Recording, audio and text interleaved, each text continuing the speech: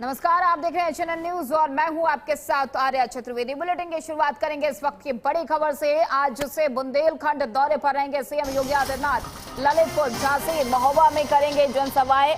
करोड़ों की परियोजनाओं की सौगात देंगे और ललितपुर में 1766 करोड़ की सौगात देंगे सीएम योगी आदित्यनाथ। राजकीय मेडिकल कॉलेज का लोकार्पण और शिलान्यास करेंगे। जनसभा को भी सीएम योगी आदित्यनाथ संबोधित करेंगे। ललितपुर के बाद झांसी जाएंगे सीएम योगी आदित्यनाथ। कई विकास परियोजनाओं और कानून व्यवस्था की भी समीक्षा करेंगे। झांसी में 5 सूट 10 बेडों के डायर मैट्री का लोकार्पण करेंगे। सर्किट हाउस झांसी में सीएम योगी आदित्यनाथ रात्रि विश्राम करेंगे। तो इस बीच बड़ी जानकारी आपके साथ साझा करें। मुख्यमंत्री योगी आदित्यनाथ शनिवार यानी कि आज से बुंदेलखंड के 2 दिवसीय दौरे पर रहेंगे। 20 और 21 को वो 4 जिलों का दौरा करके बुंदेलखंड को साधेंगे। झांसी में शनिवार को रात्रि विश्राम करेंगे और फिर अगले दिन अंतर्राष्ट्रीय योग दिवस पर योग भी करेंगे। तो इस बीच बड़ी जानकारी आपके साथ साझा करें। सबसे पहले सीएम योगी ललितपुर के तुवन मंदिर में दर्शन पूजन करेंगे। फिर तुवन मंदिर मैदान में ही कार्यक्रम स्थल पर पहुंचेंगे। यहां योजनाओं का लोकार्पण और शिलान्यास समीक्षा बैठक करने के बाद दोपहर 2 बजे उनका हेलीकॉप्टर झांसी के लिए उड़ान भरेगा। झांसी पुलिस लाइन में दोपहर 2:25 पर उनका आगमन होगा और वो सीधे पंडित दीनदयाल उपाध्याय सभागार पहुंचेंगे। यहाँ विकसित भारत संकल्प सम्मेलन में हिस्सा लेंगे। यहाँ से लगभग दोपहर 3:30 बजे के आसपास आयुक्त सभागार पहुंचेंगे। यहाँ झांसी मंडल के जनपदों के लोकार्पण, निर्माण और विभाग के पुराने कार्यों और नए कामों की कार्य योजना की समीक्षा करेंगे। फिर शाम 5:45 पर झांसी के विकास कार्यों और कानून व्यवस्था की समीक्षा बैठक में शामिल होंगे। 6:30 बजे यहां से सर्किट हाउस के लिए रवाना होंगे। 6:35 पर सर्किट हाउस के नवीन भवन का लोकार्पण करेंगे। यहीं पर रात्रि विश्राम करेंगे। फिर सुबह रविवार को सुबह 5:55 पर किले के तलहटी स्थित गांधी भवन के बगल में मैदान पर पहुंचकर योग करेंगे। तो इस बीच बड़ी जानकारी आपके साथ साझा करें। सीएम योगी आदित्यनाथ का ये दौरा कई मायनों में अहम माना जा रहा है। महोबा से फिर हमीरपुर के राट भी जाएंगे। सीएम बनने के बाद योगी आदित्यनाथ 22वीं बार ये दौरा कर रहे हैं। उनके दूसरे कार्यकाल में झांसी और 5वां दौरा है। ऐसे में आपको बता दें कि सीएम योगी 20 अप्रैल 2017 को झांसी आए थे। पिछली बार 9 अक्टूबर को उन्होंने झांसी का दौरा किया था। तब वो विद्या भारती पूर्व यूपी की ओर से भानी देवी गोयल इंटर कॉलेज में आयोजित 36वीं क्षेत्रीय खेलकूद समारोह में शामिल हुए थे। साथ ही विकास कार्यों और कानून व्यवस्था की समीक्षा बैठक करके कन्वेंशन सेंटर का लोकार्पण भी किया था। तो ये बुंदेलखंड दौरा सीएम योगी आदित्यनाथ का कई मायनों में अहम माना जा रहा है, क्योंकि कुछ ही महीनों बाद यानी कि लगभग 7 से 8 महीनों बाद उत्तर प्रदेश में विधानसभा का चुनाव होने वाला है और ऐसे में अलग अलग जगह का दौरा सीएम योगी आदित्यनाथ का कई मायनों में खास हो जाता है। लेकिन जब बुंदेलखंड की बात आती है और बुंदेलखंड में महोबा, झांसी, ये तमाम जिले जिनकी जनता को साधने की एक कोशिश, एक कवायद ये मानी जा रही है सीएम योगी आदित्यनाथ का ये दौरा, और वहां पर करोड़ों की परियोजनाओं के सौगात बुंदेलखंड की जनता को देना कई मायनों में अहम और खास हो जाता है। और इस खबर पर अधिक जानकारी के साथ हमारे संवाददाता पुनीत मोहन हमारे साथ फोन लाइन पर जुड़ चुके हैं। पुनीत, सीएम योगी आदित्यनाथ बुंदेलखंड दौरे पर है। ऐसे में माना यह जाए कि चुनाव से पहले जनता को साधने की एक बड़ी कवायद, बड़ी कोशिश है ये। पुनीत, देखिए, सीधे तौर पे जिस तरीके से उत्तर प्रदेश में विधानसभा के चुनाव होने हैं, 7 से 8 महीने के बाद में विधानसभा के चुनाव होना तय है। ऐसे में आप देखिए कि मुख्यमंत्री के लगातार दौरे लगे हुए हैं। आपने देखा कि पूर्वांचल से लेकर पश्चिमांचल तक, अवध में कई क्षेत्रों में, और अब बुंदेलखंड की धरती पर मुख्यमंत्री के कई कार्यक्रम हैं। झांसी में वो हैं, इसके अलावा बांदा का भी उनका कार्यक्रम है। तमाम तरीके के जो कार्यक्रम आयोजित किए जा रहे हैं, देखिए नब्ज टटोली जा रही है सीधे तौर पर कि पार्टी और पार्टी के जो प्रत्याशी हैं यानी कि वर्तमान विधायक हैं वो वहां पर कितने मौजूद हैं, कितने मजबूत हैं और इसके साथ ही कार्यकर्ता वहां किस तरीके से कार्य कर रहे हैं। बुंदेलखंड में आप देखिए कि जो बांदा से चरकारी के विधायक हैं उनका एक वीडियो सोशल मीडिया पर बहुत हाईलाइटेड हुआ था जब उन्होंने एक मंत्री का काफिला रोक लिया था और यह आरोप लगाया था कि नमामि गंगे प्रोजेक्ट बुंदेलखंड की धरती के लिए ही लाया गया था ताकि हर घर नल पहुंचाया जा सके, हर घर जल पहुंचाया जा सके, लेकिन इसमें बड़ा भ्रष्टाचार हुआ है और उसके बाद काफी विपक्ष ने इस पर ताने कसे थे सरकार को, काफी जो माहौल था वो तनावपूर्ण हो गया था। ये तक चर्चा आ रही थी कि जो चरखारी के विधायक है उनके खिलाफ अनुशासनात्मक कार्रवाई हो सकती है, लेकिन फिलहाल मुख्यमंत्री योगी आदित्यनाथ ने स्थितियों को संभाला और सीधे तौर पर अधिकारियों को सख्त निर्देश दिए थे कि बुंदेलखंड की जनता से जो वादा किया गया था, देखिए पानी की एक समस्या वहां सबसे बड़ी समस्या है, घर घर नल पहुंचाने का जो सरकार का प्लान था उसे पूरा करिए। अब जमीनी रूप से उसकी समीक्षा हो रही है, जमीन पर उतर करके कार्यकर्ताओं के साथ में बहुत जो वहां के मुख्य पार्टी के हों या संगठन के हों लोग हैं उनके साथ में वार्ता होती है और ऐसा सूत्र बताते हैं कि सीधे तौर पर नब्ज टटोली जा रही है कि वर्तमान विधायक जो हैं क्या इनको जनता पसंद कर रही है या फिर इनको बदलना है। तमाम तरीके की कवायद चल रही है। आप अगर इसे कहें कि एक तैयारी है उत्तर प्रदेश में आगामी विधानसभा को देखते हुए तो ये कहना गलत नहीं होगा। जी आर्या। बिल्कुल पुनीत, और ऐसे में चुनाव से पहले लगातार अलग अलग जगह के दौरे सीमांचल हो पूर्वांचल हो जैसे कि आपने भी जिक्र किया, लेकिन जब बुंदेलखंड की बात आती है पुनीत तो यहाँ पर पानी एक सपना होता है। कहावत है कि बुंदेलखंड में पानी आना एक सपने जैसा है। हालांकि उसको एक हद तक कम करने की कोशिश की गई, लेकिन जिस हिसाब से तमाम सोशल मीडिया पे वीडियो आते हैं, लोग पानी को लेकर अभी भी त्राहिमाम कर रहे हैं, परेशान हैं। सीएम योगी आदित्यनाथ का दौरा, तमाम परियोजनाओं की सौगात देना, अधिकारियों के साथ बैठक करना, ये माना जाए कि जो गलतियां बची हुई हैं, जो कमियां बची हुई हैं उसको सुधारने की एक ये कोशिश है ताकि आगामी चुनाव में इस तरीके की खबरें निकलकर सामने ना, लोग विरोध ना करें।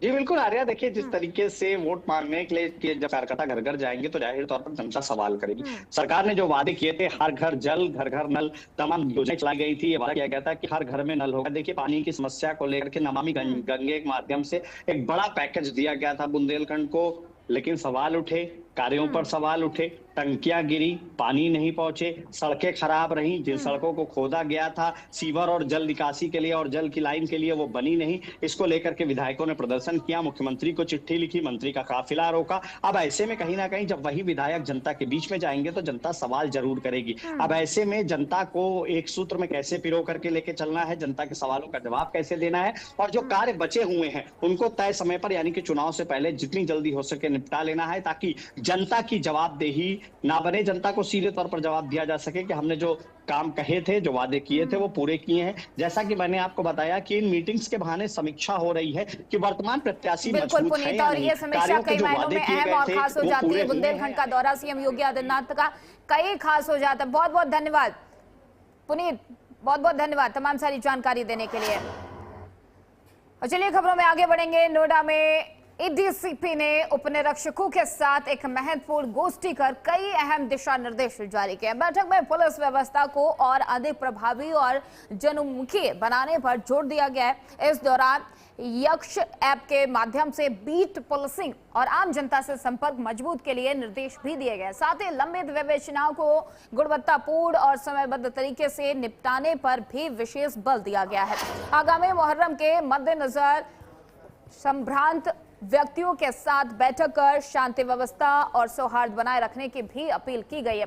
इसके अलावा सभी जन शिकायतों और IGRS के प्रकरणों का भी प्राथमिकता के आधार पर त्वरित निस्तारण सुनिश्चित करने के निर्देश दिए गए। दरअसल आपको बताते चले कि पुलिस अधिकारियों ने कानून व्यवस्था को मजबूत करने और जनता की समस्याओं के शीघ्र समाधान पर विशेष जोर दिया है।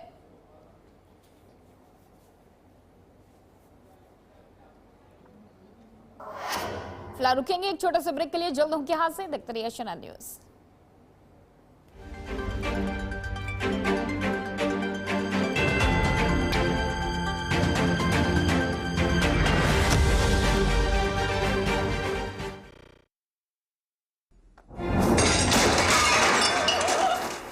फर्श की टाइल्स को चेंज करो, बड़ी स्लिपरी हैं। थर्मोकूल वॉशिंग मशीन। थर्मोकूल, इंडिया का नया अंदाज। गोल्डी छोले मसाले, जहाँ जाएं रिश्ते बनाए। गोल्डी लाए हैं फ्रेश लॉक टेक्नोलॉजी जो रखे मसालों को हर समय फ्रेश। आइसक्रीम खाओगी? जंगल में आइसक्रीम मिलती है। समर कूल रेफ्रिजरेटर, आप अपनी ड्यूटी निभाओ, ये अपनी ड्यूटी निभाएगा। समर कूल, लाइफ बनाए वंडरफुल। केंद्र में आदरणीय प्रधानमंत्री नरेंद्र मोदी जी के नेतृत्व में बेमिसाल 12 वर्ष और दिल्ली में मुख्यमंत्री रेखा गुप्ता जी का अटूट सेवा संकल्प, दोनों के साझे प्रयासों से दिल्ली की स्वास्थ्य सेवाओं में आ चुका है एक ऐतिहासिक बदलाव। दिल्ली में पूरी तरह लागू हो चुकी है आयुष्मान भारत प्रधानमंत्री जन आरोग्य योजना। अब पात्र परिवारों को मिल रहा है हर वर्ष 10 लाख रुपए तक का मुफ्त और कैशलेस इलाज, 5 लाख रुपए का स्वास्थ्य कवर केंद्र सरकार की ओर से और 5 लाख रुपए का अतिरिक्त टॉपअप दिल्ली सरकार की ओर से। यही नहीं, 70 वर्ष या उससे अधिक आयु के वरिष्ठ नागरिकों को भी आयुष्मान वय वंदन योजना का लाभ मिल रहा है, जिससे उन्हें भी 10 लाख रुपए तक की स्वास्थ्य सुरक्षा प्राप्त हो रही है। दिल्ली के सैकड़ों सरकारी और निजी अस्पतालों में अब इलाज हो रहा है आसान, कैशलेस और सुलभ। प्रधानमंत्री नरेंद्र मोदी जी के विजन और मुख्यमंत्री रेखा गुप्ता जी के समर्पण से और अधिक स्वस्थ बन रही है हमारी दिल्ली। स्वस्थ दिल्ली, सशक्त दिल्ली। अबे घोचू, जी के स्ट्रॉन्ग करने का अथा इंडिया को मालूम है। पेट सफा, हर रोग दफा, एक ही जगह। यशस्वी प्रधानमंत्री श्री नरेंद्र मोदी जी के दूरदर्शी नेतृत्व और माननीय मुख्यमंत्री श्रीमती रेखा गुप्ता जी के मार्गदर्शन में दिल्ली बदल रही है, नई गति, नई सोच और विश्व स्तरीय कनेक्टिविटी के साथ। पिछले वर्षों में Dwarka expressway, urban extension road 2, eastern peripheral expressway और दिल्ली मेरठ एक्सप्रेसवे जैसी परियोजनाओं ने राजधानी की कनेक्टिविटी को नई पहचान दी है। अब दिल्ली को मिलने जा रहा है और भी बड़ा इंफ्रास्ट्रक्चर बूस्ट। लगभग 1 करोड़ 60 लाख के सड़क एवं कनेक्टिविटी मिशन के साथ राजधानी में तैयार हो रहा है भविष्य का आधुनिक मोबिलिटी नेटवर्क। कम होगा ट्रैफिक, घटेगा प्रदूषण, बचेगा समय, बचेगा ईंधन और बढ़ेंगी आर्थिक गतिविधियां। माननीय प्रधानमंत्री श्री नरेंद्र मोदी जी के विकसित भारत के विजन और मुख्यमंत्री श्रीमती रेखा गुप्ता जी के विकसित दिल्ली के संकल्प के साथ दिल्ली बन रही है अधिक कनेक्टेड, आधुनिक और भविष्य के लिए पूरी तरह तैयार। डबल इंजन सरकार का संकल्प, विकसित दिल्ली, विकसित भारत।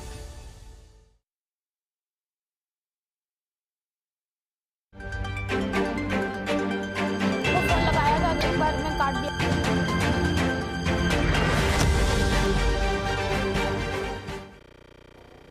अब ब्रेक के बाद एक बार फिर से आप सभी का स्वागत है। खबरों में आगे बढ़ेंगे। ग्रेटर नोएडा से बड़ी खबर, जहां पुलिस ने सार्वजनिक स्थानों पर शराब पीकर माहौल खराब करने वालों के खिलाफ विशेष अभियान चलाया है। ये कार्रवाई पुलिस कमिश्नर गौतम बुद्ध नगर, आपको बता दें लक्ष्मी सिंह के निर्देशन और डीसीपी ग्रेटर नोएडा रवि शंकर के पर्यवेक्षण में की गई है। अभियान के दौरान पुलिस ने सार्वजनिक स्थानों पर शराब का सेवन करते पाए गए कुल 115 लोगों के खिलाफ भारतीय न्याय संहिता बीएनएस की धारा 292 के तहत कार्रवाई की है। पुलिस का कहना है कि ऐसे तत्वों के खिलाफ अभियान आगे भी लगातार जारी रहेगा ताकि सार्वजनिक स्थानों पर शांति और व्यवस्था बनी रहे। तो आपको बता दें कि खुले में शराब का सेवन, नशा का सेवन करने वालों पर लगातार कार्रवाई की जा रही है और इस तरीके के अभियान लगातार जारी है। अभियान के में 115 लोगों के खिलाफ बीएनएस की धारा से मामला भी दर्ज किया गया है और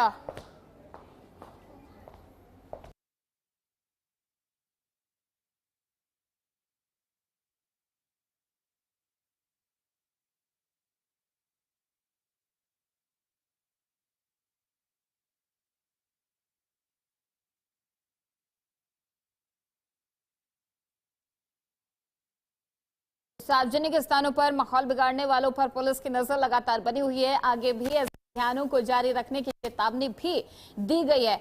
तो आपको बता दें कि लगातार शराब पीने वालों के खिलाफ इस तरीके की कार्रवाई की जा रही है और इस खबर पर अधिक जानकारी के साथ हमारे संवाददाता रमेश परिहार हमारे साथ लाइव जुड़ चुके हैं। रमेश, खुले में नशा का सेवन करने वालों के खिलाफ लगातार एक्शन लिया जा रहा है, पुलिस प्रशासन लगातार एक्शन मोड में है, लोगों के खिलाफ कार्रवाई की जा रही है, क्या कुछ अपडेट निकलकर सामने आ रही है रमेश? अरे नोएडा के अंदर लगातार जितने भी शराब पी के हुड़दंग करने वाले लोग हैं उनके खिलाफ कड़ी कार्रवाई की जा रही है। पिछले और कुछ दिनों से हम देख रहे हैं लगातार नोएडा पुलिस के द्वारा तीनों जोन, वो greater Noida zone, central zone और नोएडा जोन, तीनों जोन के डीसीपी के सानिध्य में ये कार्यक्रम किया जा रहा है कि जो भी इस तरीके का अपराध कर रहा है, यानी कि शराब पी के हुड़दंग काट रहा है या फिर खुले में शराब पी रहा है, उसके खिलाफ कड़ी कार्रवाई की जा रही है, उसे पुलिस गिरफ्तार कर रही है और थाने लेकर आ रही है।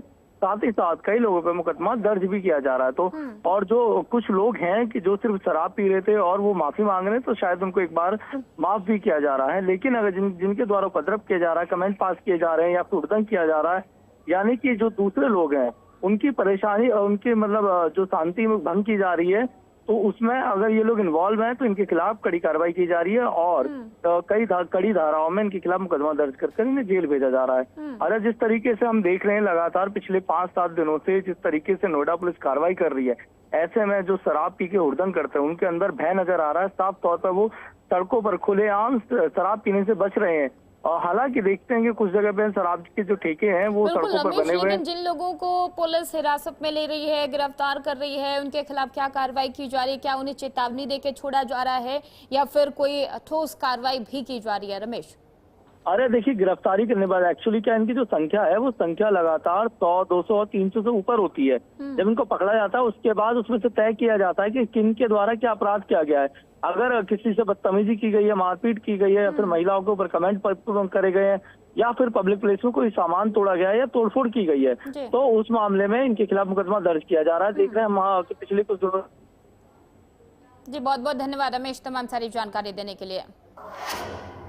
और उधर ग्रेटर नोएडा के दादरी कोतवाली क्षेत्र के एक मकान की छत पर अचानक आग लग गई। आग इतनी तेजी से फैली कि देखते उसने विकराल रूप ले लिया। मिली जानकारी के मुताबिक शॉर्ट सर्किट की वजह से हुई थी और जिसकी वजह से छत पर रखे कपड़ों ने आग पकड़ ली और लपटें लगातार बढ़ती गई। ऐसे में स्थानीय लोगों ने तुरंत सतर्कता दिखाते हुए अपने स्तर पर पानी डालकर आग बुझाने की कोशिश की और फायर विभाग को सूचना दी। सूचना मिलने पर फायर विभाग की टीम मौके पर पहुंची और करीब 1 से 1.5 घंटे की कड़ी मशक्कत के बाद आग पर काबू पाया गया। गनीमत रही कि समय रहते घर में मौजूद लोगों को सुरक्षित बाहर निकाल लिया गया, वरना बड़ा हादसा हो सकता था। और इस खबर पर अधिक जानकारी के साथ एक बार फिर से हमारे साथ हमारे संवाददाता रमेश परिहार जुड़ चुके हैं। रमेश, छत पर भीषण आग लगी, क्या वजह रही इस आग लगने की? समय रहते क्या आग पर काबू पा लिया गया? कोई जनहानि? रमेश, अरे दादरी से ये तस्वीर सामने आई है, एक बिल्डिंग की छत पर आग लग गई और आग लगने के कारण जो है अज्ञात बताए गए हैं। अभी तक उसकी जांच की जा रही है कि आखिर कारण क्या। लेकिन प्रथम दृष्टया देखा जा रहा है शॉर्ट सर्किट ही इसका मामला बताया जा रहा है कि शॉर्ट सर्किट की वजह से इस बिल्डिंग में आग लगी और आग ने इतना विकराल रूप ले लिया कि दूर से लपटें देखी जा रही थी और दूर करता हुआ जो धुआं है वो चारों तरफ फैल गया। और ऐसे में जो वहाँ पे लोग थे उनका रेस्क्यू किया गया, आस पड़ोस के लोगों ने आग बुझाने का काम किया और इसी बात में मौके पे पहुंची फायर विभाग की टीम के द्वारा तकरीबन 1 दर्जन से अधिक गाड़ियों की मदद से वहाँ पे फायर की जो आग लगी थी आग पे काबू पाया गया। लेकिन इस आग के दौरान किसी की जनहानि नहीं हुई। गनीमत रही कि सभी लोग सुरक्षित निकल गए थे, क्योंकि छत पे आग लगी थी, जो नीचे वाला फ्लोर था उसमें निकलने का रास्ता था और जो आस पड़ोस के लोग थे उनकी मदद से इन लोगों को निकाला गया।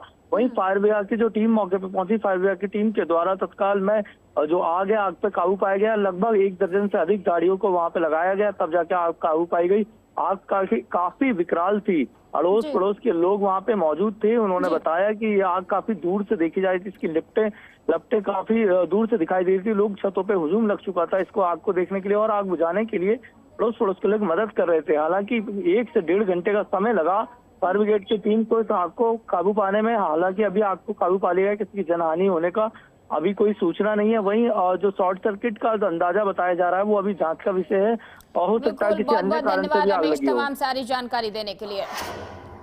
और उधर ग्रेटर नोएडा से चाकूबाजी की घटना की खबर सामने आई है। कुलेसरा गांव में रहने वाले एक युवक ने 2 बच्चों समेत 3 लोगों पर चाकू से हमला कर दिया। इसके बाद आरोपी ने चाकू से अपने गले पर चोट पहुंचाकर जान देने का प्रयास किया। सभी घायलों को तत्काल प्राथमिक उपचार दिलाया गया। हालांकि सभी की हालत खतरे से बाहर है और पुलिस ने आरोपी को फिलहाल गिरफ्तार कर लिया है। पुलिस इस पूरे मामले को लेकर जांच पड़ताल कर रही है, लेकिन इस युवक ने 2 बच्चों समेत 3 लोगों पर चाकू से हमला किया, फिर खुद पर भी चाकू से हमला कर लिया और उसके बाद मौके पर पहुंची पुलिस ने सभी को इलाज के लिए अस्पताल में भर्ती करवाया और बताया जा रहा था कि मामूली चोट आई है, लेकिन अब पुलिस ने इस आरोपी को गिरफ्तार कर लिया है। आगे के मामले की जांच जारी है।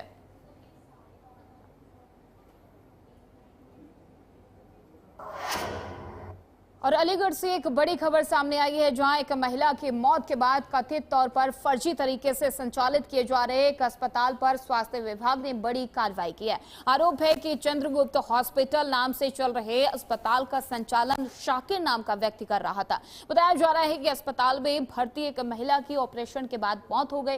परिजनों का आरोप है कि बिना आवश्यक जांच के